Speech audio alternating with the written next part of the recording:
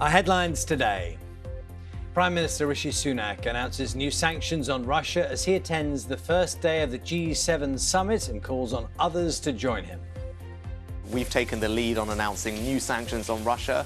I'm hopeful and confident that our partner countries will follow, as they have done when we've done this previously. That will make the sanctions more effective, ensure that Russia pays a price for its illegal activity. A request and a refusal. Prince Harry and Meghan demand to have the pictures taken during an alleged New York car chase. The photo agency says no. How a genetic test could reduce the chances of people having a recurring stroke. Good morning. West Ham have gone and done it.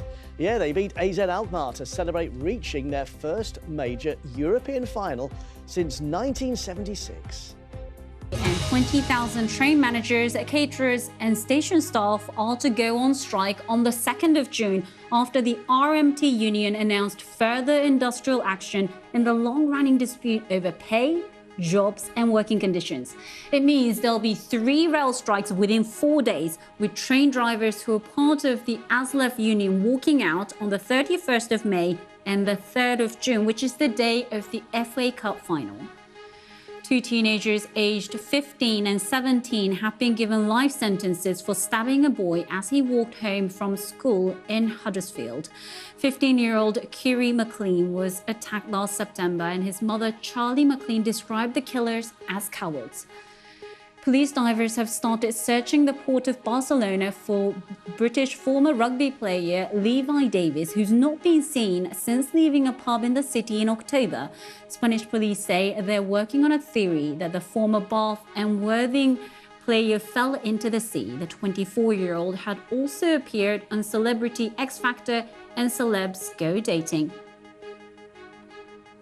BT is to cut 55,000 jobs by 2030. That's more than 40% of its current workforce.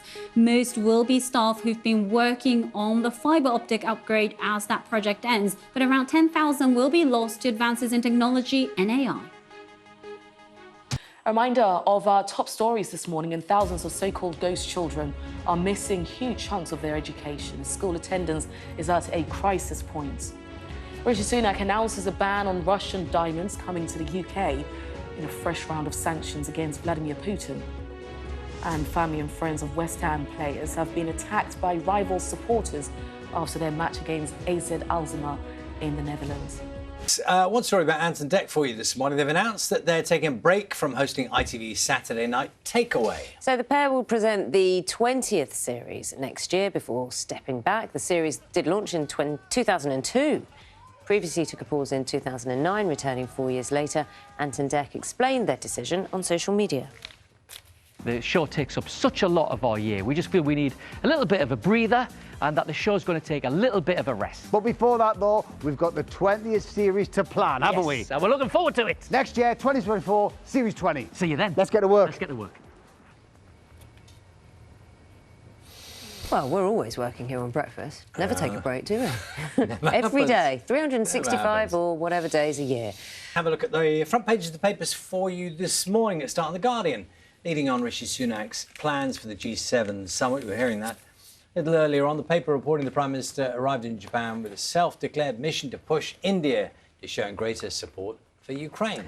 The Telegraph reports on the government's plan to develop hydrogen gas as part of its net zero drive, claiming it will add nearly £120 a year to the average household energy bill. Let's have a look at the Times front page, featuring a story about unmarried couples now making up a fifth of all families. According to the Office for National Statistics, it's the fastest growing kind of family unit in the UK. And The Sun leads on a story that we mentioned earlier. You just saw them, Ant and Dec, taking a break from their television programme, Saturday Night Takeaway. The headline there, Saturday Night Taken Away.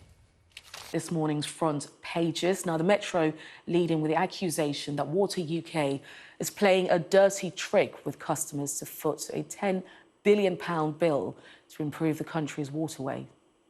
The Financial Times reports on BT's plans to cut 55,000 jobs, which would amount to 42% of its workshop, some of whom could be replaced by AI technology. According to the Eye, the government's pushing an international approach to curb potential harmful impacts of AI. Emil fears the worst, wondering if this is the start of an AI jobs bloodbath. Now, reporting from the G7, The Guardian has news of fresh British sanctions against Russia over the war in Ukraine. Express has Rishi Sunak backing himself to win the next general election. The UK's reliance on foreign nurses is at a critical level, writes The Times. And the drive to net zero will add an estimated £120 to energy bills. That's according to The Telegraph. And the Mirror has a story of a 6-year-old boy who survived a dog attack, thankfully. Meanwhile, The Sun reports that Ant and Dec are stepping away from their show Saturday night after 20 years. I wonder who'll be replacing them. And The Star ponders the appeal of otherwise Y-front underpants. Why, oh, why? That is the question. And if you want to see any of those front pages again or read the stories, just scan the QR code, which is on your screen.